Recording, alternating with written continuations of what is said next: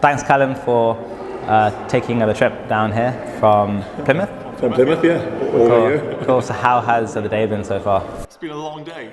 I decided to stay up last night, but I thought there's no way I'm going to get up at 1:30 otherwise, so we stayed up, got the bus, slept for a maximum of 40 minutes out of a 7-hour trip, but then started filming content the minute we stepped off the bus. I presented with a speaking challenge instantly. As I got off, I was near Buckingham Street, and a man came out and asked me what the street name was, and I know Buckingham quite hard word to say, but so as soon as I stepped off the bus, it was a Wams kind of day.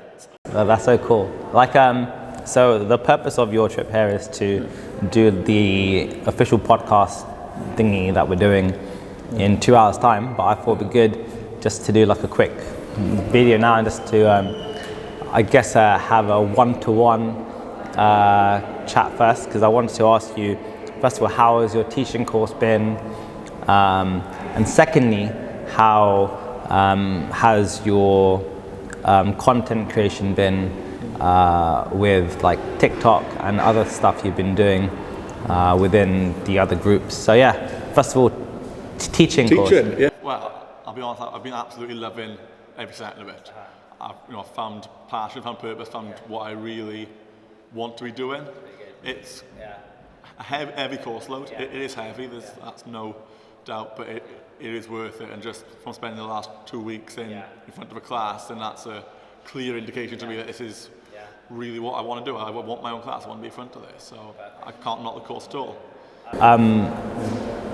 Like with your speech and stuff, did you find that there have been any challenges like in the course itself, or like any feedback from other people? I'd say initially, as I disclosed quite early on in quite a joking way, comedic way, just because it breaks the ice. It's got to be done.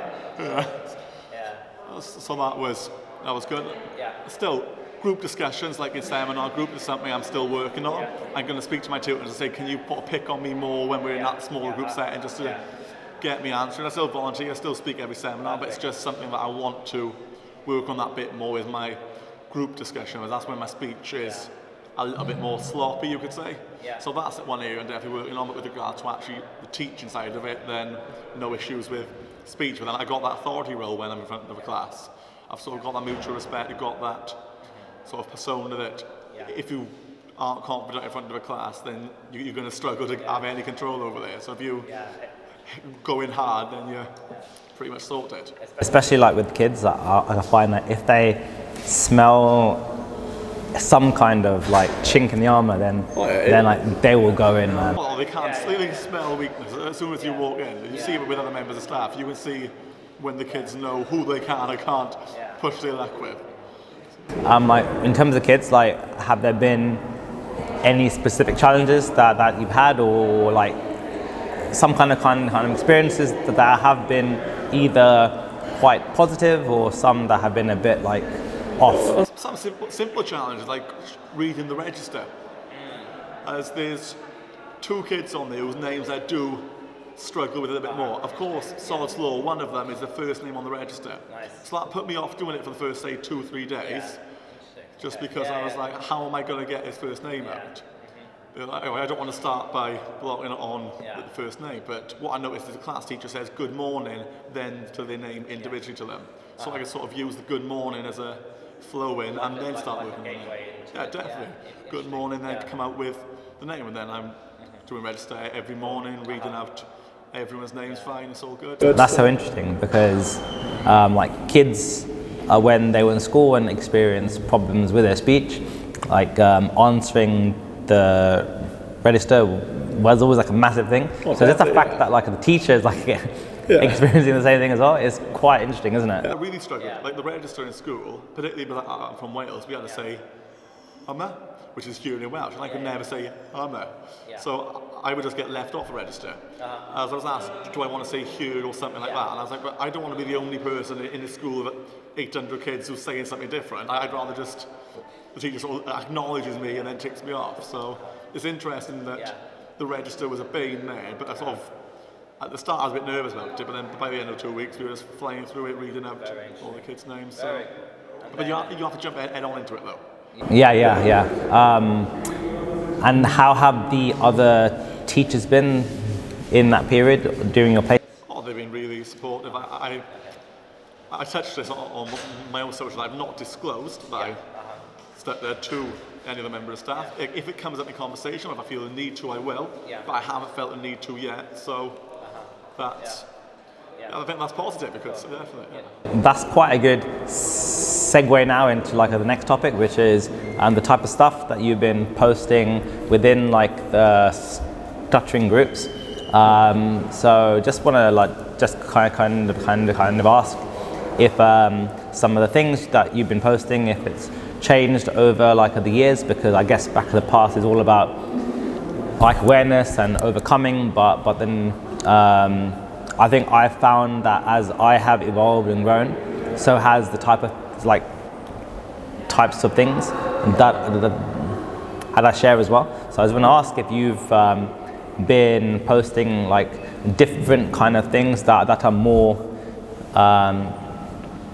guess in line with your current stage now. Yeah, definitely. I think at the start it was more I was posting awareness of what I've done, awareness of how to help. Exactly. It was all that kind of stuff.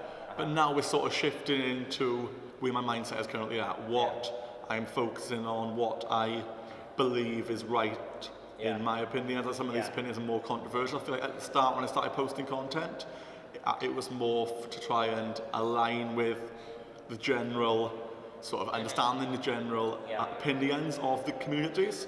But now I'm sort of more thinking, well, but if I actually don't want to, for example, disclose here, then I don't have to disclose here. It's not going to impact me. If someone else wants to, that's fine, but I don't have to conform in that sense. So I'm trying to get out there a bit more and sort of give a more raw indication of what I'm doing. I was never someone who would film myself talking or ordering things. I posted a video of me speaking to a taxi driver, just to get that sort of raw emotion of sometimes my speech is also like this. I never wanted to present myself as someone who has overcome stuttering, completed it, ticked off, because we all have days that we find slightly more challenging. With my older content, it was all about look at what we've done, look at what I'm doing. I'm doing comedy now, I'm doing podcasts now, I'm doing this.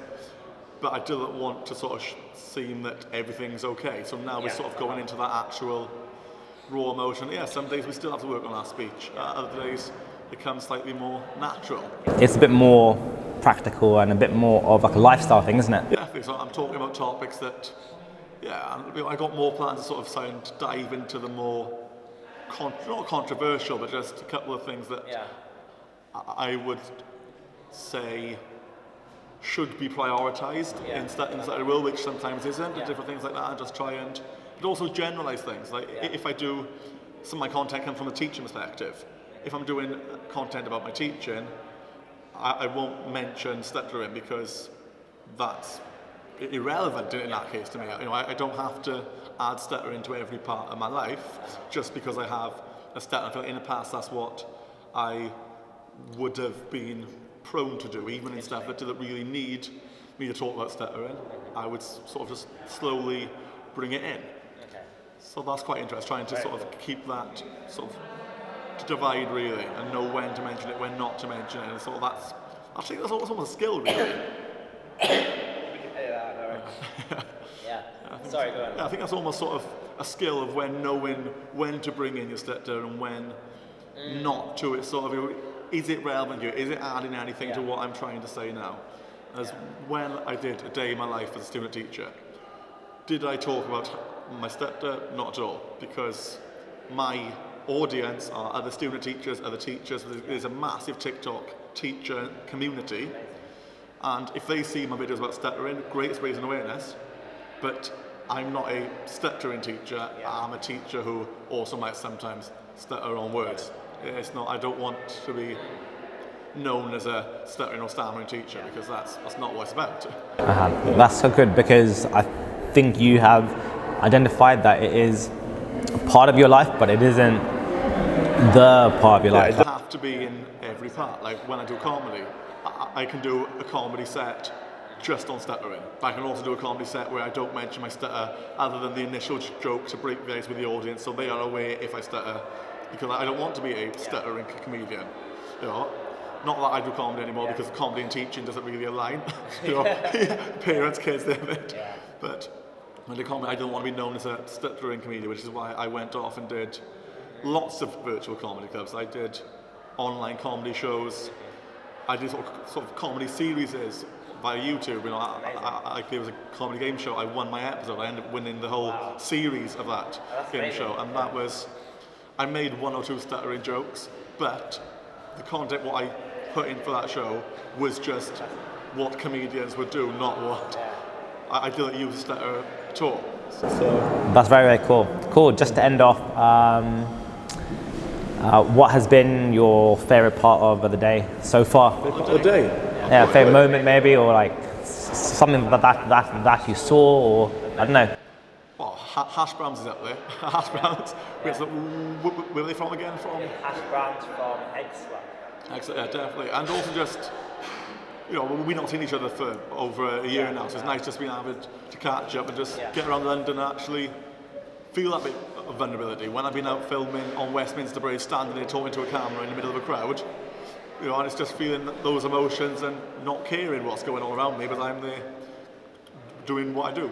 Oh, perfect. Cheers, man. We'll speak soon again. We'll put out a few more things, and we have the recording in just under 2 hours now. That's not bad. Cool, all right, nice one. All good.